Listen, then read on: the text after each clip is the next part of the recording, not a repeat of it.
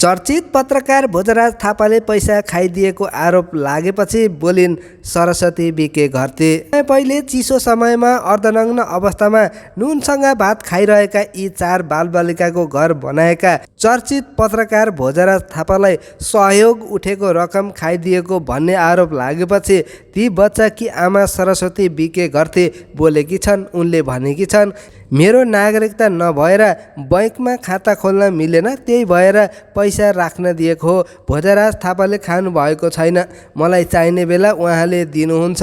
अरूलाई खायो भनेर बोल्न जरुरी छैन, कोही पनि नबोलिदिनु होला भन्दै अनुरोध गरेकी छन्। साथीहरू, यो परिवारमा केही दिन पहिलेसम्म न त खानालाई एकछाक मिठो थियो, न बस्नलाई बास नै, न त हावा नै छेकिन्थ्यो, न त पानी नै छेकिन्थ्यो। यो झुप्रोमा रहेको यो परिवार एकाएक भोजराज थापाले यो स्थिति थाहा पाएपछि उनले सहयोग सङ्कलन गरेर यो परिवारका लागि एक बस्न मिल्ने घर बनाइदिएका छन्। यो परिवारको लागि साँच्चै नै भगवान बनेर आएका भोजराज थापालाई केही तत्त्वहरूले पैसा खाएको भन्दै आरोप लगाएको उनले जानकारी गराएकी छन्।